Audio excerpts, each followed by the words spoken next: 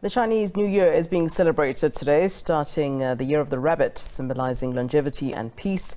Celebrations are being held at the Nan Hua Temple in Bronkhorstspruit. Our SABC News reporter Patricia Fasahi has more for us and has been covering the story for us. Happy Lunar Year wherever you are, whichever part of the world you might find yourself. Festivities are well underway here at the Nan Hua Temple in Bronkhorstspruit. It's on the outskirts of Pretoria, South Africa. We're just going to give you a view of what is happening here. It is really a hive of activity, a kaleidoscope of colors as we usher in the Chinese New Year. It is the year of the rabbit. I'm now joined by by Jetty Shi. She is a Nan Buddhist here at the temple. Thank you so much for joining us. Tell us more about the celebrations and, of course, as we usher in the Chinese New Year. Thank you. Usually for Chinese, this is the period, in the northern hemisphere, we just ended winter, and then that's where the spring coming. So it's a celebration of the spring, of a whole new year. And this year is the year of rabbit. For us, rabbit signifies gentle, calm, and this is what we are hoping to look for in our own character. And that's why you see a rabbit out there. So it's a form of celebration. Every year there will be a different zodiac sign. So for last year is a tiger, which means fearlessness. They are fearless. So we learn something every year from these zodiac animals.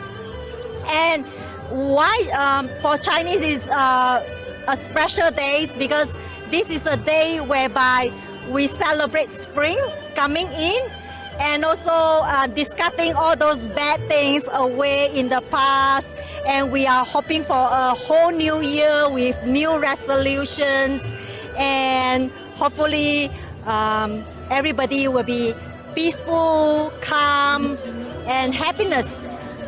In fact, earlier on we have a celebration, is the offering of light celebration.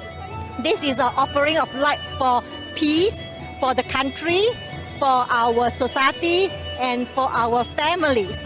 So it's always joined by many people inside there. So it's it's all filled up. That means, right? You can't find a space to stand. In fact.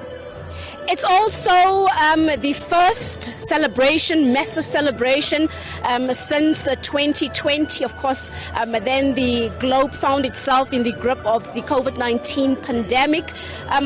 What's the numbers? Do you see the same numbers that you used to see in the previous years when you look at the crowd?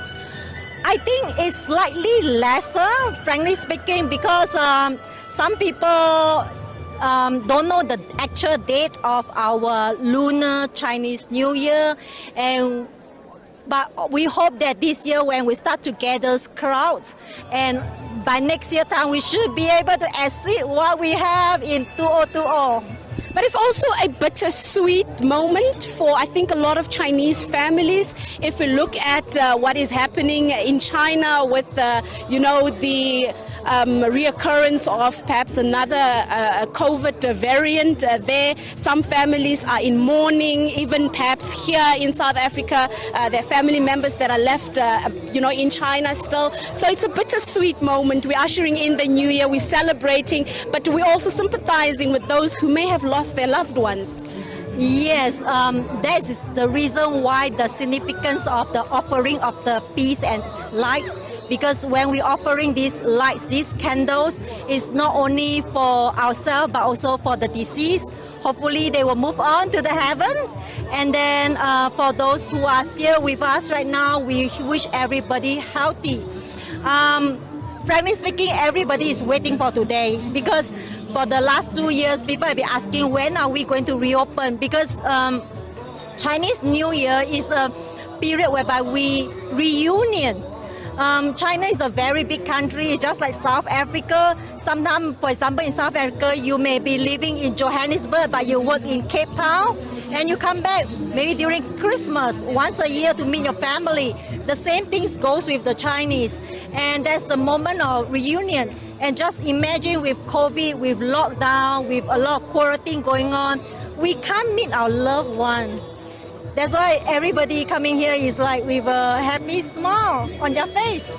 I also see a lot of other races that I hear, other cultural groups. It's really everybody that I see here. It's not just limited to Chinese people. I've seen everybody. It's black South Africans, white South Africans, it's Indian South Africans, it's colored South Africans, and of course the Chinese population itself, which is really just reflective of the solidarity that we are observing here. Yes, this is a rainbow country. So that's what we are trying to do. When we introduce this Chinese New Year, we hope to let people know about this Chinese culture, and that will help to connect us together. That's the main purpose of our this celebration. If you can hear the background, you will hear the MC speaking in English as well. You see, we want this kind of inclusiveness so that we will live as a whole as South African. Yeah, and South Africa is going through a very difficult time. The economy, there's a whole lot of challenges that we are facing. We also have a very big and strong Chinese population in our country. If you had to send out a message of hope to the rest of the country, to all South Africans, regardless of where they're from, those who are living in the country, what would be your message of hope as we usher in this new year? For this new year, we hope that we can learn from this rabbit, okay? That's been learn to be gentle to our family members and our next of kin, because after this COVID, we know that family is really very, very important. During the COVID quarantine and lockdown, you can only stay at home. You can only interact with your families, and we also know that sadly there are a lot of abuse cases. And that's why we hope that everybody can learn from this rabbit to be gentle with our family members. And of course, when we start to establish a harmonious family, what will come along definitely is happiness, is good fortunes. That is our wish for all South Africans here. Last year it was a tiger, this year it's a rabbit. What is next year? Next year will be the year of dragon. Dragon is a legend, and it's also a sign of auspicious. So people are also looking forward to auspicious year. All right, thank you so much there. Of course, as I said, here it is happiness in overload. Food is also a big element of all the festivities. You've got stalls literally right across this particular area as I'm watching. So it's people that are just coming here to unite, to celebrate. And of course, for the Chinese population, it is one of the biggest times in their calendar as they usher in this new year. And just to remind you, it is the year of the rabbit.